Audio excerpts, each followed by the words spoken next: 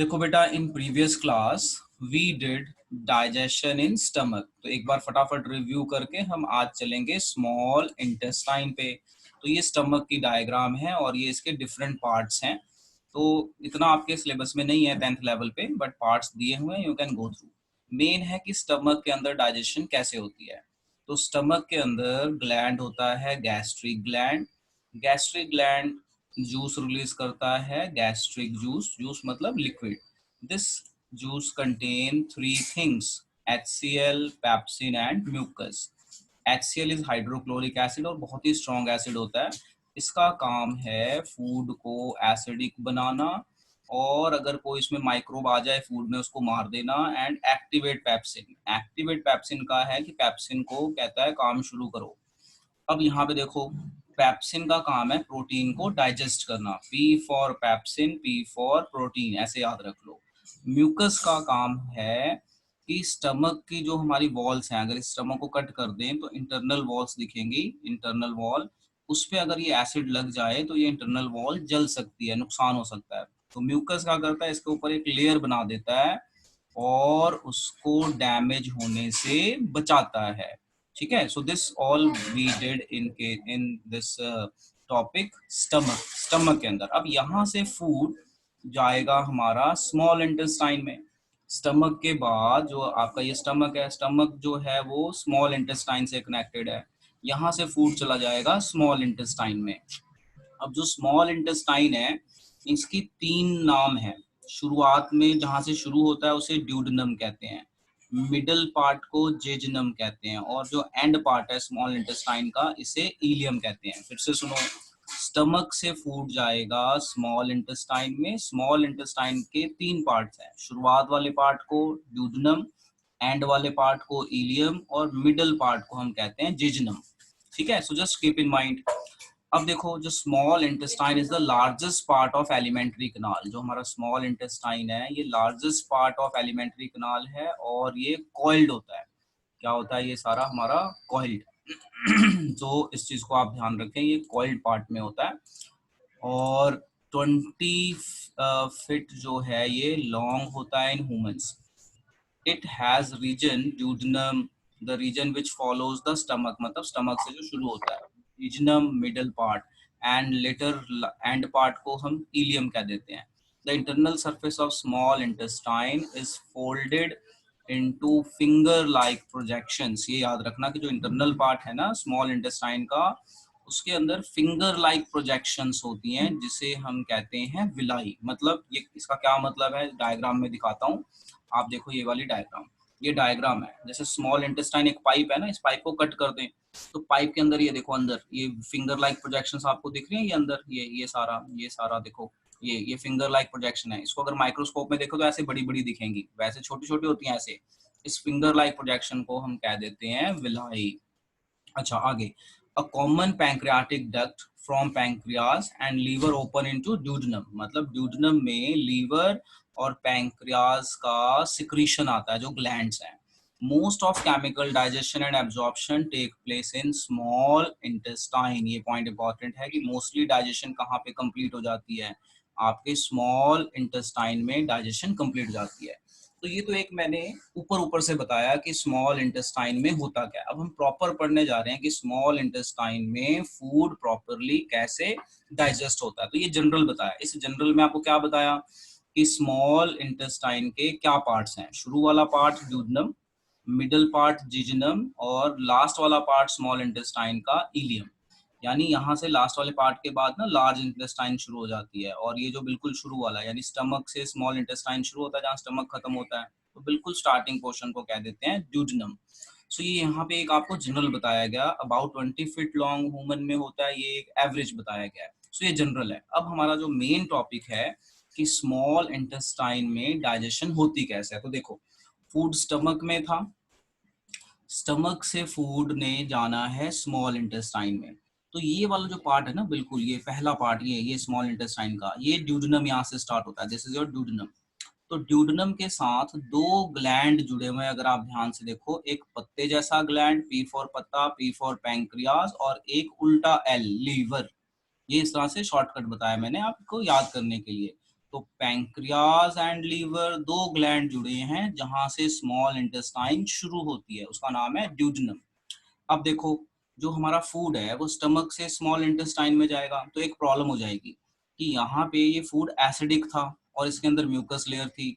Small intestine में ऐसा कुछ नहीं होता, तो वो एसिड स्मॉल इंटेस्टाइन में जाएगा और स्मॉल इंटेस्टाइन को जला सकता है।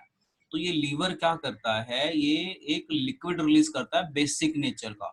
वो इस एसिडिक फूड को कर देगा न्यूट्रल, जिससे स्मॉल इंटेस्टाइन में फूड जो है इस स्मॉल इंटेस्टाइन की पाइप को जलाएगा नहीं। So just keep in mind. So देखो अब क्या होता है जो फूड है हमारा एसिडिक फूड फ्रॉम स्टमक, वो जाएगा स्मॉल इंटेस्टाइन में।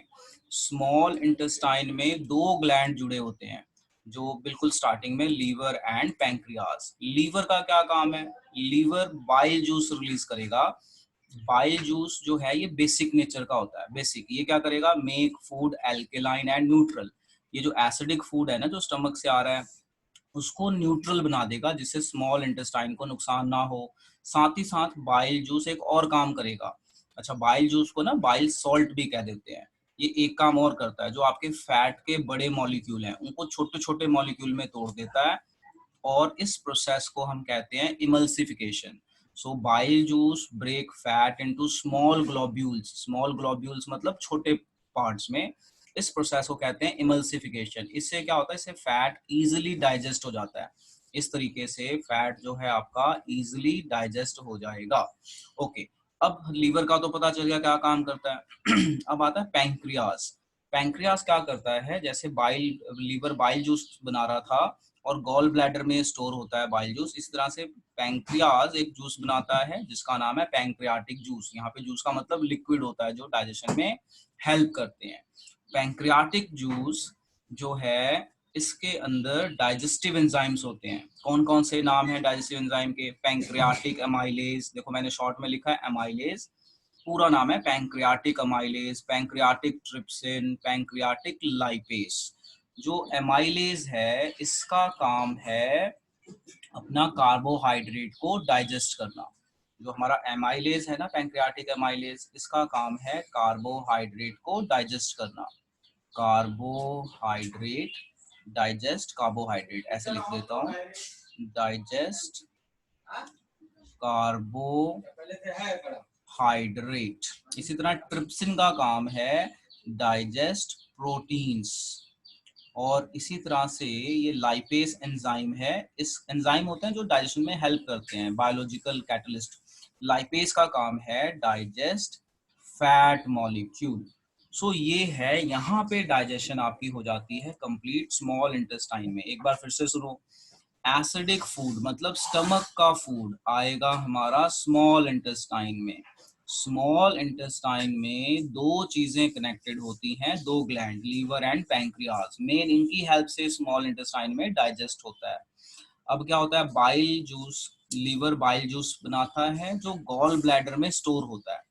तो बाइल जूस का जो काम है, ये फूड को न्यूट्रल बनाएगा, मतलब बेसिक होता है तो फूड को न्यूट्रल बनाएगा, एल्कलाइन बोल दो, जिससे स्मॉल इंटेस्टाइन में जलन नहीं होगी। ओके, उसके बाद break fat into small globules, इस कंसेप्ट को कहते हैं इमल्सिफिकेशन। तो पेपर में अगर कोई पूछ ले आपसे, भाई बाइल जूस का फंक्शन बताओ, तो दो फंक्शन है। न्यूट्रल करता है फूड को, मतलब एसिडिक फूड को एल्कलाइन करता है जो स्टमक में आ रहा है। दूसरा, break fat molecule into small globules, मतलब छोटे पार्ट्स, उसे कहते हैं इमल्सिफिकेशन। फिर पैंक्रियास क्या रिलीज करेगा, पैंक्रियाटिक जूस लिक्विड। इसके अंदर डाइजेस्टिव एंजाइम्स होते हैं, ये सारे नाम है, pancreatic amylase, pancreatic trypsin, pancreatic lipase. Paper में क्वेश्चन आ जाता है, what is the function of trypsin, digest proteins, what is the function of lipase, digest fat.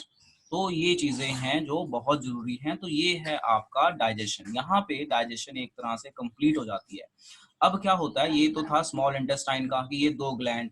अब जो हमारा स्मॉल इंटेस्टाइन है, इसका खुद का भी ग्लैंड होता है। इसके खुद के ग्लैंड को हम कहते हैं इंटेस्टिनल ग्लैंड। सो देखो, जो स्मॉल इंटेस्टाइन है, दो ग्लैंड्स के साथ साथ इसका एक खुद का भी ग्लैंड होता है इंटरनल, कॉल्ड इंटेस्टिनल ग्लैंड। ये भी रिलीज करता है इंटेस्टिनल जूस, जिसमें होते हैं सारे digestive enzyme which finally digest food, जो फूड को कंप्लीट डाइजेस्ट कर देते हैं। तो अगर कोई आपसे क्वेश्चन पूछे name the site of complete digestion in human, तो आप बताइए आपका स्मॉल इंटेस्टाइन। स्मॉल इंटेस्टाइन वो जगह है जहाँ पे फूड कंप्लीटली डाइजेस्ट हो जाता है। अच्छा, जब फूड कंप्लीटली डाइजेस्ट हो जाता है तो कौन सी चीज किस में कन्वर्ट होती है, ये देखो। जब प्रोटीन डाइजेस्ट हो जाएगी तो प्रोटीन अमीनो एसिड में कन्वर्ट हो जाएगी। तो पेपर में क्वेश्चन आता है कि डाइजेशन के बाद प्रोटीन का क्या बनता है, protein change into amino acid. तो हमारी बॉडी इसको यूज कर लेती है जो रिपेयरिंग के लिए जहां जहां जरूरत है। फैट किस में डाइजेस्ट होता है, जो फैट है वो डाइजेस्ट होके फैटी एसिड एंड ग्लिसरोल में टूट जाता है। मतलब डाइजेस्ट होने के बाद ये बनता है जो हमारी बॉडी जिसको यूज कर सकती है। कार्बोहाइड्रेट डाइजेस्ट होने के बाद क्या बनाएगा, ग्लूकोज। कार्बोहाइड्रेट डाइजेस्ट हो जाएगा तो ग्लूकोज बनाएगा। तो ये बहुत बहुत इंपॉर्टेंट क्वेश्चन है, पेपर में यहाँ क्वेश्चन पूछ सकते हैं। भाई सब स्मॉल इंटेस्टाइन में जब सब कुछ डाइजेस्ट हो जाती है तो प्रोटीन का क्या बनता है, तो आप बताइए। प्रोटीन डाइजेस्ट होके एमिनो एसिड में चेंज हो जाती है। फैट का क्या बनता है, फैट डाइजेस्ट होके फैटी एसिड एंड ग्लिसरोल में चेंज हो जाता है। कार्बोहाइड्रेट का क्या बनता है, ग्लूकोज बन जाता है, और glucose is a main source of energy in our body. अब मैंने कुछ नोट्स बनाए हैं। क्या नोट है, note 1, small intestine is the site of complete digestion. Note number 2, small intestine has finger-like projections called villi, which help in the absorption of digested food. तो paper में question आता है कि भाई विलाई क्या है, villi is are the finger-like projections which help in the absorption of digested food. उसके बाद क्या होता है, इसके बाद तो villi is very important. Then food goes to blood where is converted into energy. इसके बाद क्या होगा, फूड जो है डाइजेस्टेड फूड ब्लड में एब्जॉर्ब हो जाएगा। ब्लड में एब्जॉर्ब होने के बाद वो क्या क्या बनाएगा, एनर्जी में कन्वर्ट हो जाएगा टूट टूट के। इस प्रोसेस को हम क्या कहते हैं, elimination, assimilation. This process is called assimilation. उसके बाद क्या क्या होता है ये मैंने आपको बता ही दिया। देखो अब एक बार ध्यान से, the digested food is taken up by the walls of intestine. The inner lining of small intestine has numerous finger-like projections which increase the surface area for absorption. तो ये है आपका स्मॉल इंटेस्टाइन, इसमें विलाई लाइक स्ट्रक्चर्स हैं numerous. उसके बाद the villi are richly supplied with blood vessel which take the absorb food to each and every cell of the body. उसके बाद हर सेल में ये चला जाएगा फूड, वहां पे एनर्जी बनेगी जिसे हम एसिमिलेशन कह देते हैं। Where it is utilised for obtaining energy and building up the new, ये आपका मेन है कि एनर्जी बनेगी and building up new tissues and repair the old tissues. उसके बाद क्या है, the unabsorbed food is send to large intestine. अब इसके बाद क्या है कि स्मॉल इंटेस्टाइन का काम खत्म हो गया। अब इसके बाद जो फूड है ये जाएगा आपका लार्ज इंटेस्टाइन में। यहाँ पे कोई डाइजेशन नहीं होती, डाइजेशन कंप्लीट हो चुकी है। अब यहाँ इसका काम क्या है, जो भी वेस्ट होगा वो यहाँ पे इकट्ठा होता रहेगा और नेक्स्ट डे आपका मॉर्निंग में एनएस के थ्रू सॉलिड वेस्ट बाहर निकल जाएगा। तो ये एक इसकी स्टोरी है। तो देखो, the unabsorb food is send, unabsorb मतलब जो बच गया वेस्ट, लार्ज इंटेस्टाइन में जाएगा। Where more will I absorb water from the material, जहाँ पे सिर्फ वाटर का एब्जॉर्प्शन हो जाएगा। The result of material is, rest of the material is removed from the body via anus. The exit of this waste material is regulated by anal sphincter. तो ये muscle का नाम है। यहाँ पे जो मसल है ना, ये यहाँ पे ये इस पोर्शन में जो मसल है, यहाँ पे एक मसल होती है जो वेस्ट को निकलने और रोकने में हेल्प करती है। That is called anal sphincter muscle. Muscle होती है जो उसको रोक के रखती है। जैसे जब आप जैसे मान लो कोई वॉशरूम में गया हुआ है तो आप वेट करते हो भाई आएगा फिर जाएंगे, तो वही काम करती है। ऐसा तो नहीं कि वॉशरूम में आपने जाना कंट्रोल ही नहीं हुआ, ऐसा तो नहीं होता ना। तो कंट्रोल करने में हेल्प करती है, वो मसल है। Okay, so just recall this and learn it.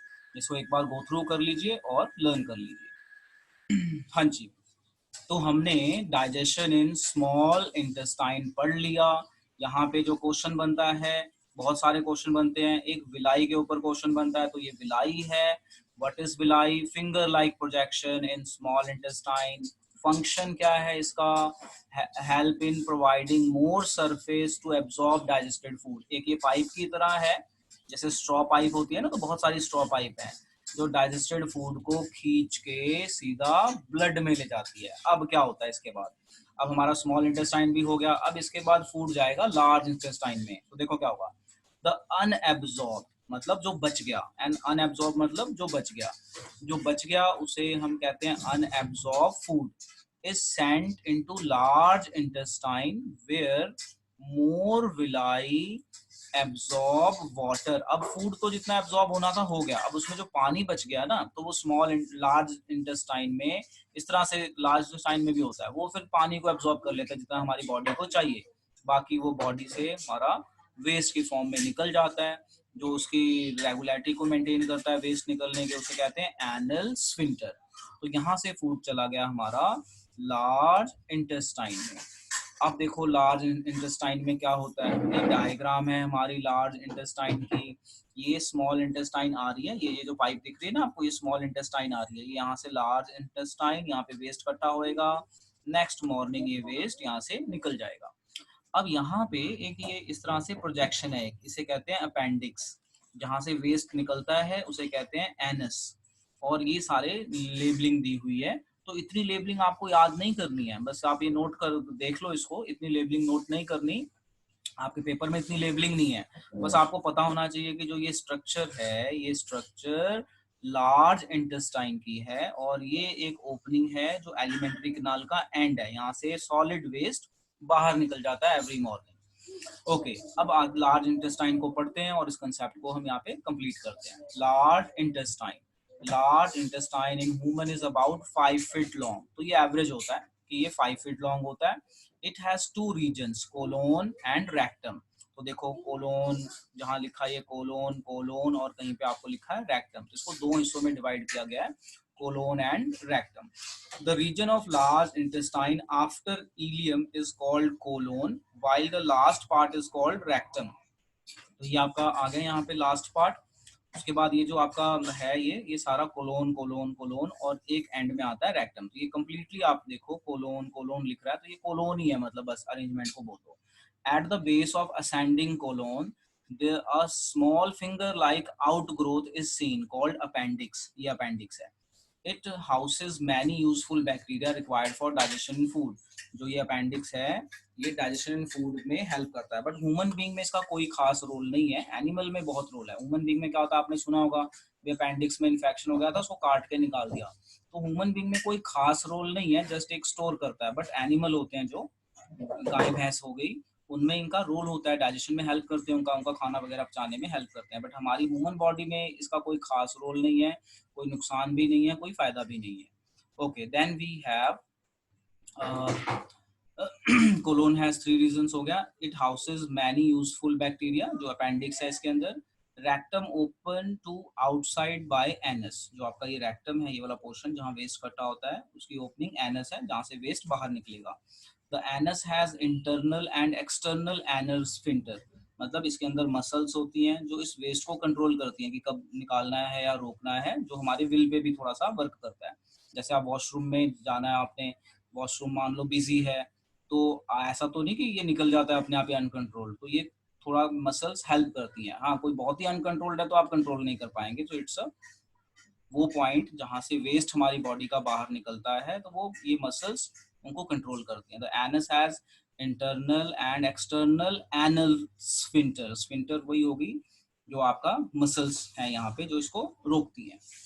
सो इसके साथ यहाँ पे हमारा digestion in human being completely खत्म हो जाता है। अब हमारा जो नेक्स्ट टॉपिक शुरू होगा दैट वुड बी रेस्पिरेशन। तो अब आप क्या कीजिए, अब आप ये सारा रिवाइज कर लीजिए, मैंने जितना करवाया है सारा इजी है। डाइजेस्टिव एंजाइम्स के नाम याद होने चाहिए, उनके फंक्शन याद होने चाहिए, विलाई याद होना चाहिए। सो यहाँ पे हमारा न्यूट्रिशन इन ह्यूमन बीइंग खत्म होता है।